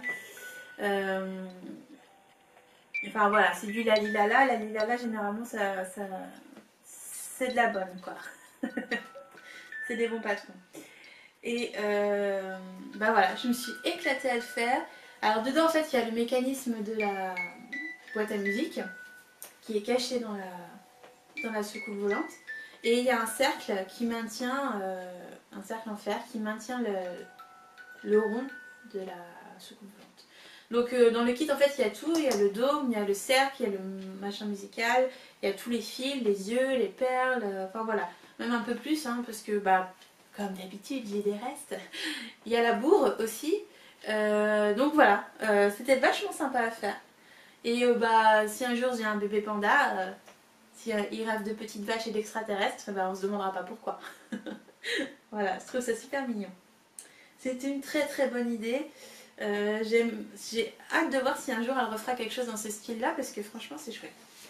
J'ai travaillé avec la version française du patron qui est assez fluide hein, parce que c'est pas la langue maternelle de la créatrice. Il y a quand même quelques petites coquilles dans le patron. Je me demande si je vais pas envoyer un petit mail avec des corrections parce que bon, c'est vrai qu'il y a quand même une bonne vingtaine de pages et on n'est pas à l'abri d'une coquille, surtout quand on sait pas sa langue maternelle. Donc je me demande si je vais pas lui envoyer un petit mail avec des petites corrections histoire de dire oups attention là et là il y a des petites erreurs de rien du tout mais il y a des petites erreurs quand même. C'est quand même mieux quand on a un patron tout beau tout propre quoi. Alors moi j'aime bien quand on m'envoie un petit mail pour me dire attention là il y a une coquille ou quoi, enfin je préfère corriger quand même, c'est quand même mieux. On peut pas avoir les yeux partout, les relectrices non plus, les testeuses non plus, ça arrive, ce sont des choses qui arrivent, y compris quand on fait tech éditer un patron, il y a des erreurs qui se glissent toujours, donc voilà, c'est pas une garantie du zéro défaut et de la zéro faute quoi. Voilà. Donc bah voilà ce que je pouvais vous dire sur la partie créative de ces 2 derniers mois. Voilà, si vous avez des questions n'hésitez pas. J'essaye de répondre aux commentaires mais vous avez remarqué peut-être que je mets un temps fou à répondre. Alors c'est pas que sur YouTube, hein, c'est partout. Sur Patreon, sur YouTube, sur Instagram, sur Facebook. En fait le problème c'est qu'il faudrait être tout le temps connecté pour pouvoir répondre à tout le monde tout le temps, mais si je suis tout le temps connectée j'arrive pas à travailler. Voilà. Du coup on va passer à la partie blabla. Donc si vous voulez partir, voilà, à bientôt. Sinon vous pouvez rester et puis on va blablater un petit moment, je vais répondre aux questions qu'on m'a posées. J'ai proposé de vous poser des questions sur des thèmes que vous voudriez que j'aborde pendant cet épisode. Donc je sais pas combien de temps ça va nous prendre. Oh là là, qui va être long ce podcast. alors, première question que j'ai eue, c'était échantillon à plat ou en rond. Les deux. Les deux. Ça dépend. Si vous tricotez un pull, c'est en rond. L'échantillon doit être fait en rond. Si vous tricotez un gilet, c'est en aller-retour. Donc l'échantillon doit être tricoté à plat. Voilà. Grossièrement, c'est ça. Pour certaines personnes, il faut faire l'échantillon à plat et en rond. Par exemple, pour un gilet qui est principalement en aller-retour, l'échantillon à plat, c'est mieux pour avoir l'essentiel du gilet dans le bon échantillon, c'est-à-dire le corps. Mais il y a des gens qui tricotent par exemple très serré en rond ou très lâche, ça dépend, enfin ça dépend de leur tension, qui n'ont pas la même tension en rond qu'en aller-retour et qui sont obligés de changer d'aiguille pour faire les manches pour avoir le bon échantillon. Donc dans ce cas-là, quand on le sait pas, il vaut mieux faire l'échantillon dans les 2 fils. Quand on le sait, au fur et à mesure, on sait que on tricote ses manches plus serrées, alors hop, on prend une taille d'aiguille ou un quart ou une demi-taille d'aiguille plus haut ou plus bas selon son besoin. On le sait, donc on l'adapte au fur et à mesure. Voilà, c'est quelque chose qu'on découvre assez rapidement en général quand on trouve qu'on a des manches bien trop serrées, alors qu'on a suivi le patron, que les mesures sont correctes, etc. Le plus simple, c'est encore de mesurer sur votre manche l'échantillon et si vous vous rendez compte que c'est pas le même sur la manche que sur le corps, ça veut dire que vous ne tricotez pas avec la même tension en rond et en aller-retour et donc la prochaine fois faites l'échantillon en rond et en aller-retour, vérifiez, faites-le au moins une fois pour vérifier que si vous avez la même tension. Ça arrive, hein, c'est beaucoup plus courant que ce qu'on croit. Donc voilà, les deux, mon capitaine, les deux. Personnellement, moi j'ai la même tension en rond et en aller-retour. Coup de chance. Et du coup, je ne fais que mes échantillons en aller-retour parce que j'ai confiance en ma façon de tricoter, en ma tension, etc. Mais voilà, si vous savez que vous avez des problèmes de tension, notamment sur les rangs envers, donc à partir du moment où vous tricotez du jersey envers, pas forcément des rangs envers, mais du jersey envers, si vous devez alterner un rang à l'endroit, un rang à l'envers, un rang à l'endroit, un rang à l'envers, et que vous savez que l'envers c'est toujours problématique en termes de tension, ça vaudrait peut-être le coup de vérifier. Voilà. Bah voilà tout ce que je vais dire. Pour le reste, je vous propose d'aller voir la vidéo sur les échantillons, enfin sur l'échantillon que j'ai fait il y a 2 ans peut-être. Qui est pas complète mais qui aborde quand même pas mal de choses et notamment l'échantillon en rond si je dis pas de bêtises. Voilà. Deuxième question. Ai-je trouvé un nom pour la bébête? Alors la bébête c'est un patron qui va sortir bientôt. C'est un châle et c'est un châle que j'avais créé pour le projet fou. Le projet fou ayant été avorté, on s'est mis d'accord pour que ce châle sorte quand même. Mais plutôt qu'il me rapporte de l'argent, je vais le sortir pour une bonne cause. Donc voilà, on s'est toutes mises d'accord et c'est un patron qui servira une association plutôt qu'une seule d'entre nous, quoi. Voilà. Donc non, il n'a pas encore de nom. Ça fait bientôt 1 an et demi qu'il est fait. 1 an? 1 an qu'il est fait? Quelque chose comme ça, je sais même plus. Ça fait tellement longtemps. Non, je n'ai pas trouvé de nom encore. Mais ça va venir, hein, ça va venir. Au dernier moment, comme souvent. C'est pas grave. Ça se trouve, je vais garder la bébête. C'était bien la bébête, hein. Franchement, moi j'aime bien. Ça peut être sympa. On est avec les trucs maintenant. Alors, la bébête, on n'est plus à ça près. Je trouve que voilà, ça colle à mon univers. Question suivante. Le truc. Alors, qu'est-ce que c'est que cette histoire de truc? Alors, bah, je vous en ai déjà parlé tout à l'heure par rapport à truc moche. Donc, on m'a demandé de faire un truc moche. J'ai fait un truc moche. Et puis, c'est parti en rigolade sur Slack. On a commencé à parler de trucs. Enfin, voilà, c'était sympa. Et ça m'a fait réfléchir à cette histoire de truc moche. Et en ce moment, j'ai énormément de mal à nommer mes modèles, mes designs, et la plupart du temps ce sont mes patronnettes qui trouvent les noms. Et elles ont plus d'inspiration que moi, je sais pas, ça leur inspire des choses, mon travail, donc bah, tant mieux, comme ça je trouve un nom pour mes modèles, et puis ça fait participer les gens, je trouve ça intéressant. Et bah, cette histoire de trucs, moi je m'est restée en tête, et je me suis dit, tiens, si je faisais un truc beau aussi, pour contrebalancer. C'est là qu'est arrivé mon pull en dégradé. Et en fait je pense que je vais décliner ça en plein de trucs, voilà. Et en fait c'est devenu un sujet de conversation sur le topic de blabla de mon Slack parce que ben on parle de trucs, on parle en trucs. C'est comme les schtroumpfs qui parlent en schtroumpf, nous on parle en trucs, voilà. Donc bah, les trucs avancent. J'ai en tête un truc, j'ai en tête un truc, oui. J'ai en tête des choses avec plein de trucs, j'ai en tête des designs en fait qui vont s'appeler truc quelque chose, voilà. Ça sera vraiment mon bébé à moi, enfin je veux dire, personne aurait pensé à faire des designs avec trucs, voilà, ça sera à moi ça. Donc il va y avoir des trucs. Voilà. Je trouve ça très drôle, franchement ça me enfin cette comparaison en plus avec les schtroumpfs, etc., ça me ramène en enfance, ça dédramatise un peu ce monde tricotesque qui est sous tension en ce moment, et voilà, je trouve ça intéressant, je trouve ça sympathique. Donc je vais vous raconter des histoires de trucs prochainement. Voilà. Alors, avez-vous une envie tricotesque? J'ai pas noté la question en entier, mais en gros, est-ce que j'avais envie de faire quelque chose de particulier? Enfin, j'avais pas la question en entier en fait. Avez-vous une envie tricotesque? Alors, cette année, c'est l'année des envies, j'ai envie de dire. Comme je disais tout à l'heure, j'ai déjà fait le boxy, j'ai déjà fait le jacquard, j'ai déjà fait le yoke. C'était mes 3 gros points de cette année à aborder, que j'ai abordé assez sereinement et dont je me suis assez bien dépatouillée. Est-ce que j'ai d'autres envies tricotesques, pardon. Là tout de suite, ça fait un moment que j'ai pas fait de brioche. J'ai bien envie de faire un modèle, un vêtement, pas un châle, avec de la brioche. Ça fait un moment que ça me titille. Ça fait un moment, enfin ça fait assez longtemps, j'avais déjà une idée il y a un moment donné. Et puis un modèle qui ressemblait beaucoup à l'idée que j'avais été sortie, du coup j'avais remisé ça plus tard. Enfin, ça reviendra un jour, peut-être la brioche. Prochainement, là pour l'instant je suis dans les torsades. Pour prochainement. Donc est-ce que j'ai des envies tricotesques? Là tout de suite non. Mais mon envie principale c'est d'essayer de relever les challenges. Donc je ne sais pas quel sera encore le prochain challenge. Mais peut-être une construction que je n'ai pas encore abordée. Pour appliquer la gradation pentatesque. Mais voilà, mon envie c'est surtout que je me fasse plaisir dans mon travail et que ça vous plaise. Que vous sentiez ce plaisir dans mon travail.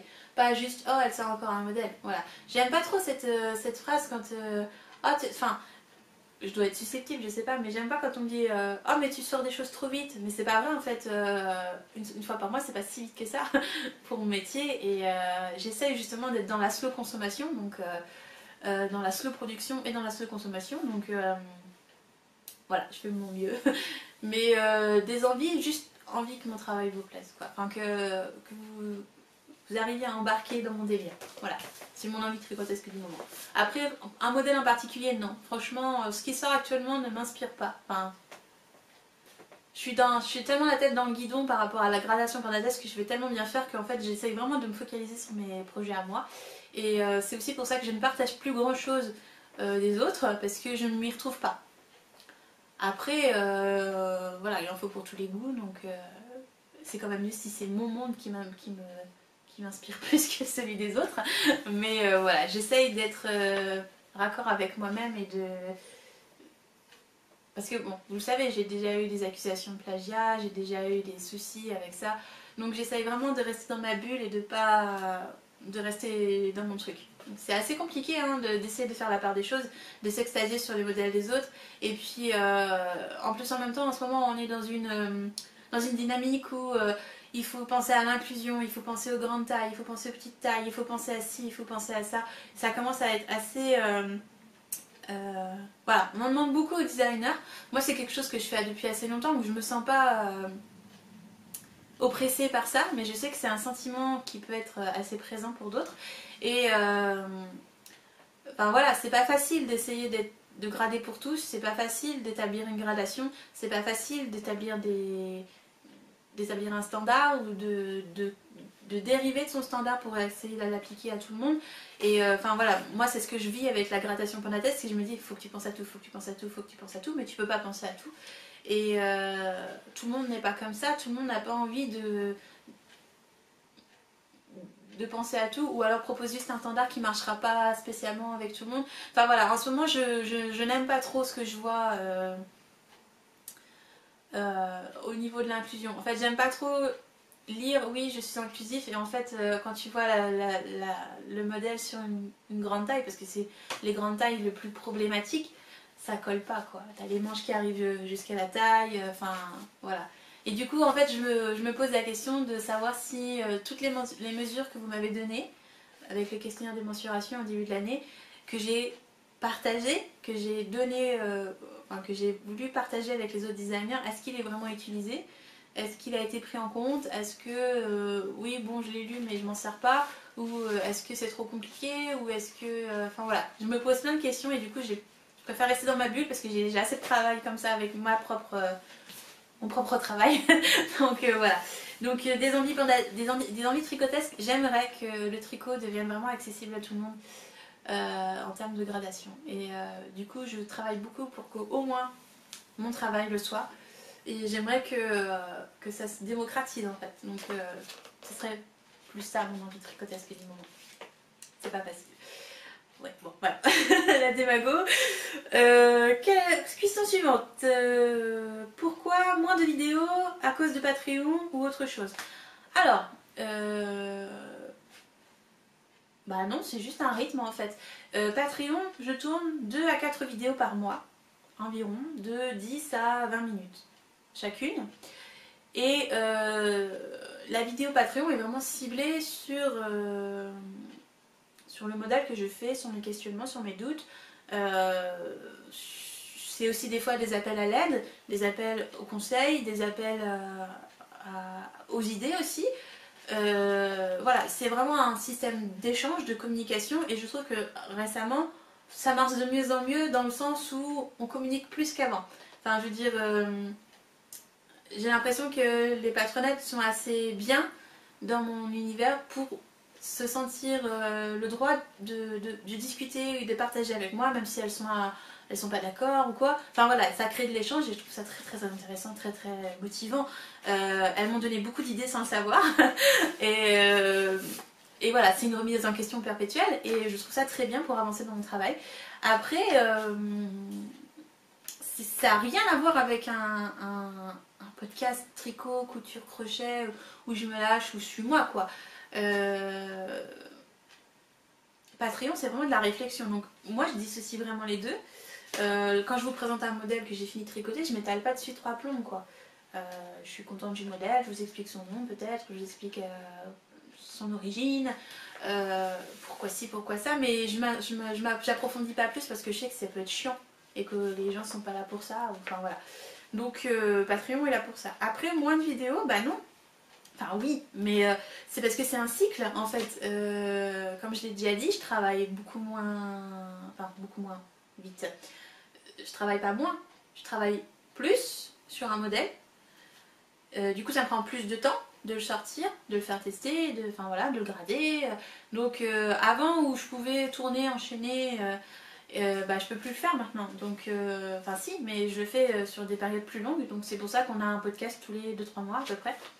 Et puis aussi parce que je manque de temps, j'ai une vie à côté. J'ai pas forcément envie de faire un podcast. J'ai surtout pas envie de faire un podcast pour parler dans le vide. Si je viens faire un podcast, c'est parce que j'ai des choses à dire, des choses à partager. Pas que du tricot en plus, j'aime bien varier, j'aime bien vous parler d'autres choses que de mon tricot. C'est à ça qui sert le vlog récréatif. Donc voilà, si j'ai rien à vous montrer, si j'ai pas cousu, si j'ai pas crocheté, enfin si j'ai rien de nouveau à vous montrer, je vois pas trop l'intérêt de venir blablater du vide quoi. Donc voilà, ça fait une vidéo tous les 2-3 mois. Après des fois je pense à arrêter totalement. Là j'ai eu envie de le faire alors qu'il y a 2 semaines j'avais clairement pas du tout envie de faire un podcast. Je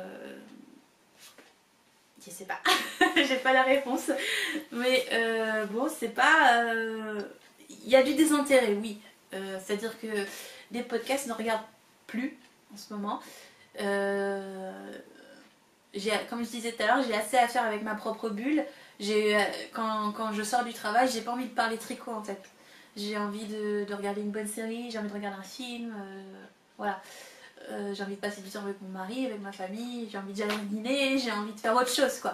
Donc voilà, c'est du temps en moins pour les trucs créatifs, c'est du temps en moins pour le podcast. Et puis oui, je tourne quand même 2 à 4 fois par mois, donc j'ai déjà des heures de tournage dans les pattes. Donc c'est vrai que je peux pas être partout et j'ai pas forcément envie de le faire, mais je le fais. La preuve, je suis là. Mais voilà, après ça dépend, enfin, j'ai vraiment ralenti mon rythme, hein. Je peux pas tourner quelque chose si j'ai rien à montrer. Voilà. Grossièrement, c'est ça. Donc après oui, c'est une question d'envie, une question de temps, une question de contenu. Est-ce que ça intéresse encore les gens de me voir parler? Est-ce que ça m'intéresse Est-ce que ça m'intéresse moi de parler encore à des gens? Voilà, c'est... Le podcast à la base j'avais fait ça parce que je me sentais assez isolée dans mon coin tricotesque. Il se trouve que maintenant j'ai Slack où ça discute énormément, j'ai Patreon, ça discute énormément, je me déplace vachement plus sur les festivals, donc je rencontre beaucoup plus de monde. Voir les gens en vrai ou discuter avec eux tous les jours, c'est quand même plus amusant, on crée des liens. Enfin voilà, le podcast c'est comme, enfin je parle à ma caméra là, je vous parle pas à vous en fait en réalité. Donc c'est vrai que ça dégage moins de communication. Donc voilà, mais j'aime le faire aussi, mais juste une fois de temps en temps, quand je me sens le besoin de le faire ou quand il y a quelque chose à dire. Sinon ça sert à rien. Voilà. Mais c'est pas à cause de Patreon, non. Vraiment pas. Voilà. Quoi d'autre Alors, j'ai une question. Quel type de bonnet pour une chimio? Alors, bah, je suis pas experte dans cette chose-là. C'est une question qu'on m'a régulièrement posée. Alors, c'est vrai que j'avais fait des bonnets pour ma mère quand elle était enfin, quand elle était, oui, en traitement, chimio, tout ça. Les 2 fois où elle l'a fait. Alors, j'ai pas de bonnet à conseiller. En fait, l'idée, c'est que j'ai toujours cherché à faire des bonnets euh, fun. C'est-à-dire que la chimio, c'est un dur moment à passer. C'est un moment de ta vie où tu sais pas ce qui va se passer. Tu sais pas si tu vas continuer ou pas. C'est un moment très dur. Et moi, j'avais envie d'amener de la couleur, d'amener des trucs sympathiques à ma mère. Donc, quand je tricotais pas encore, je lui avais acheté plein de petits bonnets assez épais, doublés, amusants, avec du jacquard, avec des pompons, avec de la couleur. Enfin voilà, je savais que ça correspondait au caractère de ma mère qui se laisse pas faire et puis qui voilà, essaye de voir le côté positif des choses. Et du coup, voilà. Quand je me suis mise à tricoter, je lui ai refilé en fait tous mes bonnets. Je lui avais tout donné, je lui ai donné tous mes bonnets parce que c'était des bonnets féminins, c'était des bonnets avec de la dentelle, avec des petits nœuds, avec du jacquard, avec des couleurs. Enfin, je lui ai tout filé, toutes les épaisseurs. Et en fait, c'est elle qui s'est amusée à changer régulièrement. Je lui en avais cousu aussi. Ce que je sais, c'est qu'elle aimait bien mettre des bonnets en tissu jersey à la maison. Et puis si elle avait un peu froid, elle rajoutait un bonnet en laine par-dessus, assez fin, par exemple en fingering. Et quand elle sortait, elle mettait un bonnet plus épais par-dessus. Ce qui fait qu'elle avait toujours la tête au chaud et elle était toujours féminine. Enfin, je veux dire, les cheveux, c'est quand même une partie de ta féminité pour beaucoup de femmes. Et enfin, on passe beaucoup de temps dans notre vie à les shampouiner, à les couper, à les colorer, ou pas, ou à les coiffer. Et quand on les a plus, en fait, c'est un peu une partie de notre féminité qu'on perd. Et quand on perd ses cheveux, on perd pas que ses cheveux. Pour la chimio, on perd ses cils, enfin ses sourcils, les poils sur son visage. Donc c'est tout un... C'est pas comme devenir chauve. C'est autre chose. On perd sa pilosité et on a froid vite. Donc je n'ai pas de modèle à conseiller. Je conseillerais juste d'avoir plusieurs types de laine, plusieurs épaisseurs. Et des bonnets en tissu, c'est pas mal aussi. Hein. Pour faire couche d'oignon sur la tête, ça peut être assez sympathique. Je lui avais fait des casquettes aussi en tissu, en laine. Voilà. Moi, j'avais vraiment essayé de répercuter le côté féminin sur le bonnet qu'elle avait perdu. Elle avait des foulards aussi, de toutes les couleurs. Enfin voilà. Si on veut le prendre d'un point de vue positif, ce moment, je pense que c'est une bonne façon de faire, de mettre de la couleur sur sa tête et de ne pas réfléchir plus loin. C'est-à-dire que oui, bien sûr, une femme chauve, c'est pas un symbole de féminité, quoique il y a des femmes avec les cheveux très courts ou même chauves qui sont magnifiques. Mais voilà, c'est une identité à t'approprier et c'est pas toujours facile. Donc j'imagine que voilà, si ça devait m'arriver un jour, je pense que je mettrais de la couleur sur ma tête et c'est ce que j'ai voulu faire avec ma mère.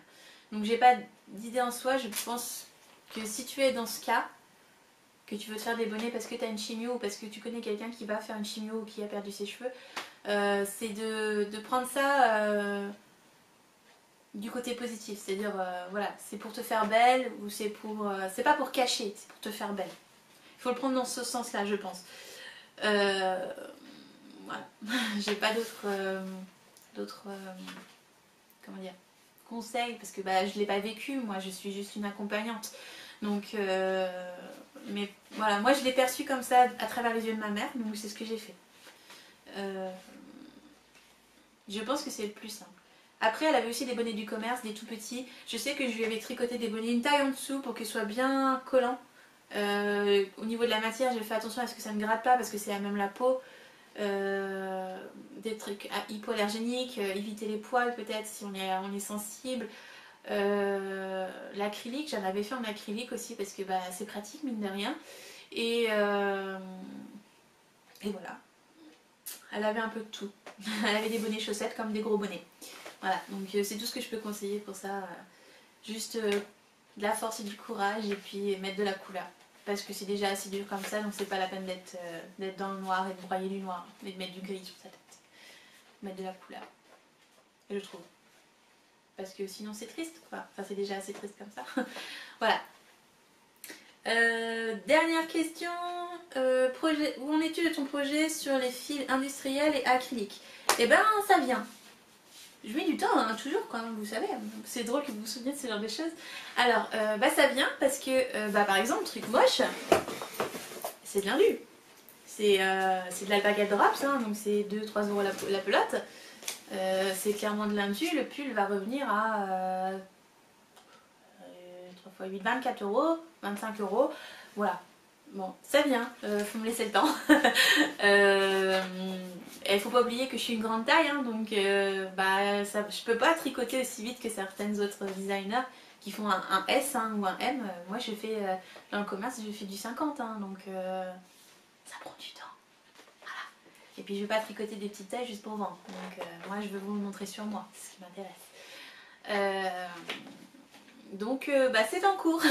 Truc Wash est en indé, en indu. J'ai ALC 2.0 qui sera en Katia et en alpaga. Du coup c'est pareil, c'est de la laine industrielle, hein. La Katia je sais pas combien elle vaut, mais je pense qu'elle est pas très chère. 100% acrylique. L'alpaga 100% alpaga. Donc là on aura un pull à, je sais pas, peut-être 40 euros, quelque chose comme ça. Parce que bon, le fil est double, hein, donc ça prend plus de métrage. Enfin, ça prend plus de plate du coup, mais voilà. Non, c'est en cours. J'envisage pour l'été prochain, pas pour l'été prochain, pour le printemps prochain, de faire un truc en flora de drops. C'est pareil, elle est pas très chère. J'ai encore plein d'acryliques qui attendent leur tour, mais ça vient, vous inquiétez pas. Je peux pas être partout. Et puis surtout, enfin je veux dire, j'achète de la laine indépendante, donc elle me fait des yeux doux, j'ai envie de la tricoter, j'ai pas envie de la garder dans ma case comme ça. Elle me fait plus les yeux doux que de la laine industrielle. Hein, je pense que c'est pareil pour tout le monde, les petits speckles, moi je craque, hein, voilà. Mais non, c'est en cours. Alors je vais pas faire de collection, hein, comme j'avais dit, parce que bon, la collection arc-en-ciel m'a suffi en termes de flop, donc c'est absolument pas rentable en termes d'entreprise, et ça me prend un temps dingue de faire une collection. Je préfère sortir les modèles les uns après les autres, donc voilà, ça va sortir comme ça les uns après les autres, les modèles avec les laines industrielles, avec des laines acryliques, donc ça vient, doucement mais sûrement. Voilà. J'ai un projet avec des laines indues qu'il faut que je mette en place bientôt là, un petit partenariat. J'ai les 2.0 aussi qui vont se faire, pas toujours en acrylique, il y en a certaines que je vais faire en laine indé, mais il y en a d'autres que je vais faire en laine indue. Et puis, bon, je vous dis pas grand chose, mais sachez qu'en ce moment on travaille sur le cal annuel de l'an prochain avec les modératrices.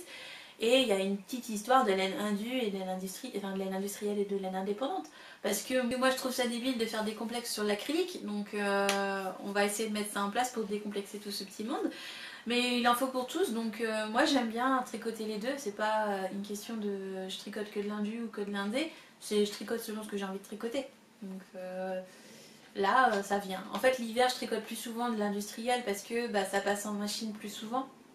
Et du coup, comme j'ai pas envie de feutrer un pull, voilà, comme j'ai envie qu'il sèche assez vite pour pouvoir le reporter assez vite, généralement c'est des laines industrielles que je prends. Mais par exemple, quand on est allé à Fonty, ils nous expliquaient qu'ils essayaient de... Enfin, ils essayaient pas, ils ont viré tout l'acrylique de leur laine et qu'ils essayaient du coup de proposer des gammes 100% laine, enfin voilà, sans plastique dedans. Moi je trouve ça très bien ce genre de revirement. D'essayer d'évoluer et de trouver des matières naturelles plutôt que synthétiques, mais bon, le synthétique ça peut arranger plein de gens, donc voilà. Après on est toujours dans cette comment on appelle ça, on est dans cette période où on se pose beaucoup de questions pour la planète, où on découvre que l'acrylique, les plastiques, toutes les matières synthétiques relâchent des comment on appelle ça, des microbilles, enfin relâche des déchets quoi, dans l'eau que ensuite on va boire et qui nous rendent malades. Donc forcément t'as plus trop envie d'utiliser de l'acrylique, tu essaies de trouver une alternative. Mais voilà, je pense que c'est un processus à engager. Et ce que j'aime pas entendre, c'est d'entendre des gens me dire oui mais l'acrylique c'est moins cher. Il y a des marques industrielles qui font de la laine et c'est le même prix. Donc c'est pas une question de prix je pense l'acrylique, mais c'est aussi une question de sensibilité et d'écologie maintenant aussi. C'est une question de travailler avec les laines locales ou pas. Enfin voilà, tout ça a un prix, tout ça a un coût. Et puis voilà, mais c'est en cours. Enfin je veux dire, j'ai de la laine acrylique, je vais pas la garder dans mon sac juste là, enfin je vais l'utiliser quoi. Ça serait du gaspillage de ne pas l'utiliser. Mais voilà, ça pose plein de questions. Je pense que je suis pas la seule à me les poser. Et tout comme on se pose des questions sur le traitement des moutons, est-ce qu'ils sont bien traités, est-ce que machin, est-ce que truc. Voilà, c'est un éternel questionnement, le monde du tricot, vous le savez bien, surtout en ce moment. Donc ça vient, ça vient, ça revient. Ça, je peux pas aller plus vite que la musique. Et puis mes mains sont jamais vraiment revenues de leur tendinite, donc c'est vrai que je tricote moins vite maintenant. C'est le jeu ma pauvre Lucette, c'est le jeu. Voilà. Bon bah je vais vous laisser là parce que je sens que j'ai passé un temps infini à monter ce podcast. Et qu'il est déjà 13h et que j'enregistre depuis 11h parce que juste avant j'ai évidemment enregistré pour Patreon. Donc j'ai fait d'une pierre deux coups. Mais du coup ça va être une journée de montage aujourd'hui. J'avais pas prévu ça mais c'est pas grave. Je tricoterai devant. Et bah voilà, je vous dis à la prochaine. Peut-être au moment de Noël. Peut-être, on verra. Si j'arrive à sortir Chic Moche le jour où je veux le sortir, ce sera au moment, enfin, la dernière semaine de décembre. Sinon, bah, on se retrouvera en janvier. Parce que voilà, c'est comme ça, c'est dur la vie. Et bah voilà, si vous avez des questions, n'hésitez pas sur ce que je vous ai, enfin sur n'importe quoi. Et puis bah voilà, à la revoyure. Bye bye.